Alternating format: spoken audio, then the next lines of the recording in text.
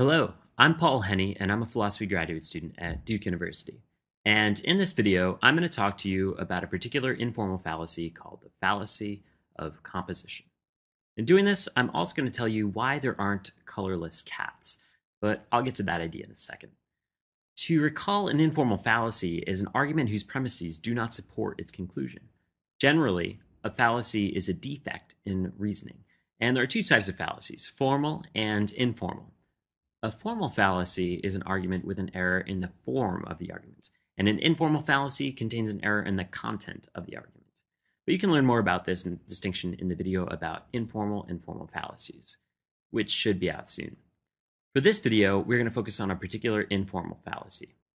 So, the fallacy of composition is an error in reasoning that arises in the content of an argument. People commit this error when they draw conclusions about the whole from truths about its constituent parts without having a justification for doing so. That is, they think, without justification, that what is true of the parts of something must also be true of the whole those parts compose. Sounds problematic, right? But let's represent this logical error more formally. Reasoning would be something like this. Premise 1. The parts of whole A have qualities X, Y, and Z. Conclusion 1. Therefore, whole A must have qualities X, Y, and Z. The argument seems attractive, but the style of argument is like saying that because the states have some set of qualities, then the entire nation must have those qualities. You may now be able to see what's wrong with this line of reasoning. Without sufficient justification, we cannot infer that the whole has the same qualities as its parts, simply because the parts have that quality. It may be the case that the whole lacks the qualities that the parts have.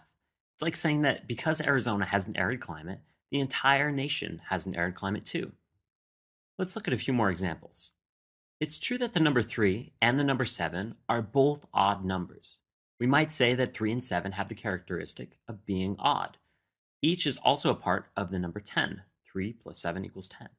But we cannot say that the number 10 is odd simply because its parts, 3 and 7, have that quality. If we did, we would commit the fallacy of composition. Let's try another example. Suppose your friend made this argument. Premise 1. Atoms are colorless. Premise 2. Cats, we know, are composed of a bunch of atoms. Conclusion. Therefore, cats are colorless too. Well, we know that cats are not in fact colorless, but we can also see where this person made her error. Without justification, she assumed that the whole has the same qualities as its parts. So, even though the premises of her argument are true, she committed the fallacy of composition. So we don't have to worry about any colorless cats. So we just learned about the fallacy of composition, or the error in reasoning that comes about when one infers that the whole has the same qualities as its constituent parts.